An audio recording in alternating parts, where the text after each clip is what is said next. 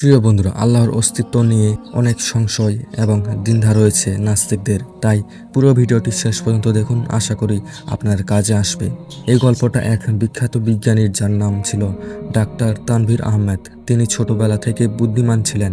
School, college, বিশ্ববিদ্যালয় সব জায়গায় মেধা দিয়ে সবাইকে তাক লাগিয়ে দিয়েছিলেন। তিনি পদার্থবিজ্ঞান নিয়ে গবেষণা করতেন, আর বিজ্ঞানই ছিল তার ঈমান। তার বিশ্বাস ছিল যা দেখা যায় না তা নেই, আর আল্লাহকে তো কেউ দেখেনি, তাহলে আল্লাহ আছেন, এটা বিশ্বাস করব কেন? এই ধারণা নিয়ে তিনি বড় হতে থাকেন। নামাজ, রোজা, কোরআন সবকিছুকে তিনি কুসংস্কার বলতেন। ডক্টর তানভীর একদিন এমন একটি থিওরি তৈরি করেন যা মহাবিশ্বের উৎপত্তি সম্পর্কে নতুন আলো দেয়। তার থিওরি বিজ্ঞান জগতে আলোড়ন তুলে। বহু পত্রিকা, টিভি চ্যানেল, এমনকি নোবেল পুরস্কারের কমিউনিটিও তার নাম বিবেচনায় নেয়। তবে একদিন এক আন্তর্জাতিক কনফারেন্সে তার থিওরি নিয়ে এক বৃদ্ধ বৈজ্ঞানিক একটি প্রশ্ন করেন, ডাক্তার তানভীর, আপনি তো বলেন এই মহাবিশ্বের সূচনা হয়েছিল একটি নির্দিষ্ট নিয়ম মেনে, তাহলে সেই নিয়মটা কে তৈরি করলো? ডাক্তার তানভীর হেসে বললেন, এটা কাকতালীয়। বিজ্ঞানিক বললেন, আপনি যদি বলেন এই সুবিশাল নিয়মে চলা সবকিছুই এমনিই হয়েছে, তাহলে আপনি কি বলবেন? একটা সফটওয়্যার নিজে নিজে কোডিং ছাড়াই তৈরি হতে পারেন? এই প্রশ্নটি তানভীরকে গভীরভাবে নাড়া দেয়। তার মনে হয়, সত্যিই তো, যদি সফটওয়্যারের জন্য কোডার লাগে, তাহলে এই নিখুঁত মহাবিশ্বের জন্য কি কোনো স্রষ্টা নেই? কনফারেন্সের কয়েকদিন পর ডক্টর তানভীর ছুটি নিয়ে হিমালয়ে পাদদেশে যান, কিছুটা শান্তির খোঁজে। সেখানে তার দেখা হয় এক বৃদ্ধা দরবেশের সঙ্গে। দরবেশ তাকে জিজ্ঞাসা করেন, তুমি বিজ্ঞানী, তাই তো? আচ্ছা বলো, তোমার হৃদয় চলছে, তুমি কি তাকে চালাচ্ছ?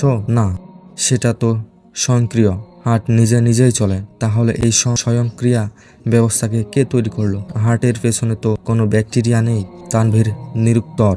দরবেশ আবার বললেন, তোমরা যা যা আবিষ্কার করো তা তো প্রকৃতির ভেতরেই, কিন্তু প্রকৃতিকে তৈরি করলো কে? এই কথাগুলো তার মনে গভীরভাবে প্রভাব ফেলে। তিনি রাতে আকাশের দিকে তাকিয়ে ভাবতে থাকেন, এই নিখুঁত সূর্য, চাঁদ, তারা, এসব কি সত্যিই কাকতালীয়?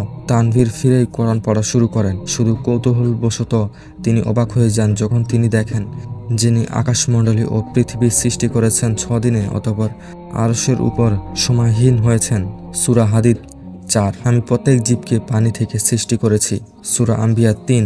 এই আয়াতগুলো পড়ে তিনি বুঝতে পারেন, কোরআন তো সেই সব কথাই বলছে যা আধুনিক বিজ্ঞান অনেক পরে এসে আবিষ্কার করেছে। তিনি আরও গবেষণা করতে থাকেন এবং দেখেন কোরআনের অনেক আয়াতেই আজকের বিজ্ঞানের সঙ্গে মিলে যায়। তিনি আবিষ্কার করেন, কোরআন শুধু ধর্মগ্রন্থ নয়, এটি একটি গাইডলাইন। একদিন তানভীর সেজদায় মুখ রাখেন, তার চোখ দিয়ে অশ্রু ঝরতে থাকে। তিনি বলেন, হে আমার প্রভু, আমি এতদিন তোমাকে অস্বীকার করেছি, তুমি আমাকে ক্ষমা করো। আমি জেনে গেছি তুমি আছো এবং তুমি একমাত্র সত্য। এরপর তিনি নিজের জীবনের বাকি সময়টা বিজ্ঞানকে ব্যবহার করে আল্লাহর অস্তিত্ব প্রমাণের জন্য তিনি বহু সেমিনারে বলেন, বিজ্ঞান আল্লাহর অস্তিত্বকে মুছে দেয় না, বরং আরও প্রমাণ করে যে আল্লাহ আছেন। কারণ মহাবিশ্ব নিজে নিজে সৃষ্টি হতে পারে না, তার পিছনে অবশ্যই একজন স্রষ্টা আছেন। তিনি অতুলনীয়, অদৃশ্য, তিনি সবকিছু ঘিরে আছেন। এই গল্পটি শুধু ডাক্তার তানভীরের নয়, অনেক মানুষ যারা আগে আল্লাহকে অস্বীকার করত, আজ তারা তার অস্তিত্ব বিশ্বাস করে। কারণ সত্য কখনো লুকিয়ে থাকে না। আল্লাহ যাকে হিদায়াত দেন তাকে কেউ গোমরাহ করতে পারে না। সূরা জুমার 36।